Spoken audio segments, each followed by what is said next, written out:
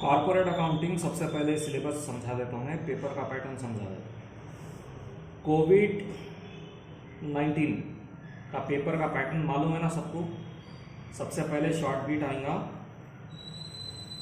8 questions रहेंगे जिसमें से 4 करेंगे, तो 4 × 5 = हो गया 20।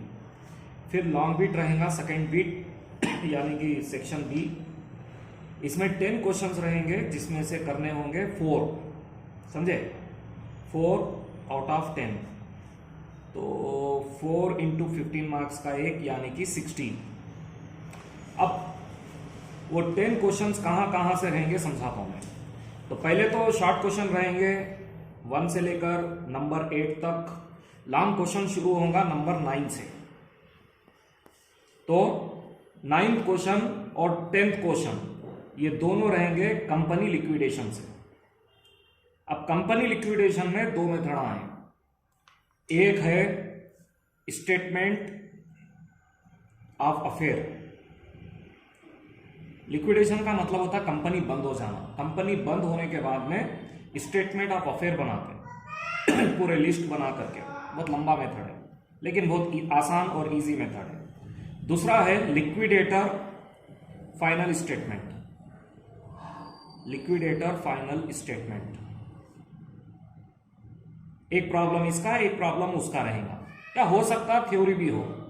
लिक्विडेटर फाइनल स्टेटमेंट ज्यादा इंपॉर्टेंट है। अपोजिट में थ्योरी क्वेश्चन ये पूछ सकता कि कंपनी लिक्विडेशन के टाइप कितने हैं और कंपनी लिक्विडेट होने के बाद स्टेटमेंट ऑफ अफेयर बनाते कैसा, मतलब इसका प्रोफार्मा पूछ सकता।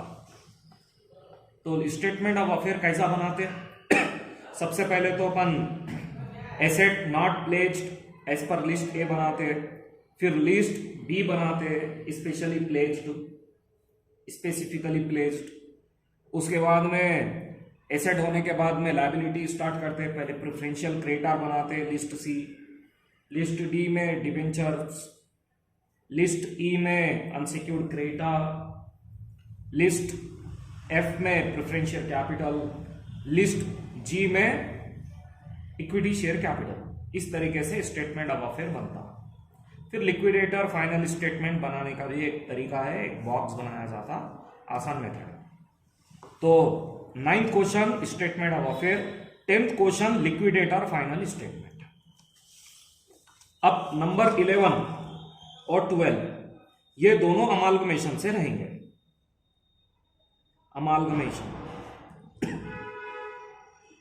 अमालगमेशन का हो सकता है थ्योरी प्रॉब्लम, हो सकता है एक प्रॉब्लम, एक थ्योरी भी हो सकता, एक प्रॉब्लम भी हो सकता अमालगमेशन से, या फिर दोनों प्रॉब्लम भी हो सकते। 2 मेथड है, परचेस मेथड, मर्जर मेथड, क्या भी पूछ सकता। फिर है 13 और 14।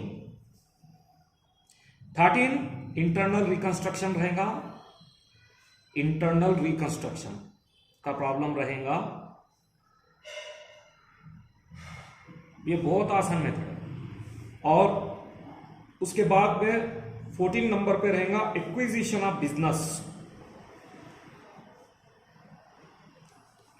अमालगमेशन का मतलब होता है 2 कंपनियों का मिलना, या तो परचेस के तरीके से या दोनों आपस में मर्ज होने के तरीके से। इक्विजिशन ऑफ बिजनेस का मतलब होता है कोई कंपनी किसी सोल ट्रेडर या पार्टनरशिप के कारोबार को खरीद लेना। इंटरनल रिकंस्ट्रक्शन का मतलब होता है कंपनी अपने शेयर्स, कैपिटल वगैरह को, अच्छा टाइम नहीं चल रहा कंपनी का, तो कंपनी अपने आप को पूरी तरीके से रिवाइव कर लेती, पूरे शेयर्स बेच देती, वापस कर देती कंपनी, नए सिरे से नए शेयर इशू करती, और यानी कि पूरा रिकंस्ट्रक्ट करती अपने बिजनेस। तो उस हिसाब से जितना भी कैपिटल रिडक्शन हुआ उसी लेवल में एसेट भी रिड्यूस करना पड़ता, जो भी फिक्टिशियस एसेट वगैरह है, इंटेंजिबल एसेट है, उनको डिलीट करना पड़ता। इसीलिए इसको कैपिटल रिडक्शन मेथड भी बोलते हैं। थ्योरी पूछ सकता है इसके बारे में भी। और एक्विजिशन ऑफ बिजनेस, वैसे तो internal reconstruction acquisition of business के प्रॉब्लम ही पूछेगा, लेकिन हो सकता कि दोनों में से किसी एक का थ्योरी भी पूछ ले। अब नंबर 15 और 16 ये बैंकिंग कंपनी के ऊपर है।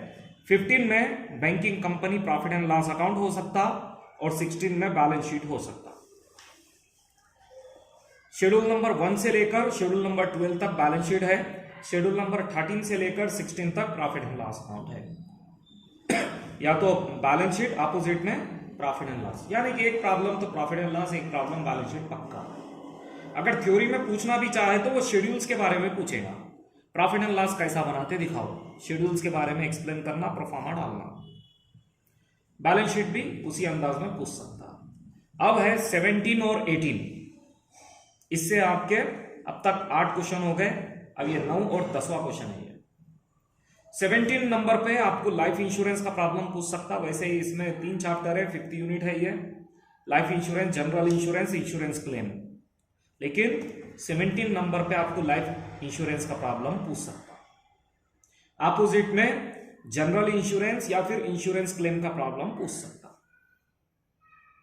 तो कम से कम अगर कभी आप पढ़ना चाह रहे तो मैं आप लोगों को सजेस्ट करूंगा आप इंश्योरेंस क्लेम पढ़ सकते, और बैंकिंग में प्रॉफिट एंड लॉस अकाउंट पढ़ सकते। 4th में इंटरनल रिकंस्ट्रक्शन अच्छा रहेगा, और स्टेटमेंट ऑफ अफेयर पढ़ लो, ज़्यादा अच्छा है। स्टेटमेंट ऑफ अफेयर लंबा है लेकिन आसान है, लिक्विडेटर में वो फिरा देगा आपको। Previous question paper corporate accounting का, ये कोविड-19 पैटर्न का पेपर है, 2 घंटे का रहेगा एग्जाम। ये है पार्ट ए। पार्ट ए में शॉर्ट क्वेश्चंस है नंबर 1 से लेकर 8 तक, जिसमें से एनी 4 यानी कि 4 ईच करना है। 4 × 5 = 20, कोई भी 4 कर सकते हैं। अक्सर 4 थ्योरी 4 प्रैक्टिकल छोटे छोटे प्रॉब्लम दे सकते हैं। फिर यहाँ से पार्ट बी स्टार्ट है नंबर 9 से। ये भी 10 क्वेश्चन रहेगा, 10 में से सिर्फ 4 ही करना है। 4 × 15 60 मार्क्स, यानी कि 15 मार्क्स का एक। तो ये शुरू के 2 प्रॉब्लम, ये दोनों ही प्रॉब्लम लिक्विडेशन के है, जैसा मैं समझाया था। ये लिक्विडेटर फाइनल स्टेटमेंट का प्रॉब्लम है, और ये स्टेटमेंट ऑफ अफेयर का प्रॉब्लम। फिर नंबर 11 और 12 अमालगमेशन का प्रॉब्लम है, ये अमालगमेशन का प्रॉब्लम है, ये थ्योरी है अमालगमेशन का। और 13 ये है एक्विजिशन ऑफ बिजनेस, और 14 में रिकंस्ट्रक्शन का प्रॉब्लम है। 15 bank account profit and loss account है, और 16 में अरे तो बहुत छोटा दिया, 16 में बैलेंस शीट का प्रॉब्लम है। और ये है लाइफ इंश्योरेंस जनरल इंश्योरेंस का डिफरेंस, थ्योरी क्वेश्चन पूछा। और नंबर 18 पे आखिरी क्वेश्चन है लाइफ इंश्योरेंस का, लाइफ एश्योरेंस कंपनी का। बहुत आसान प्रॉब्लम है, पिछली बार पूछा तो पेपर बेहद आसान था।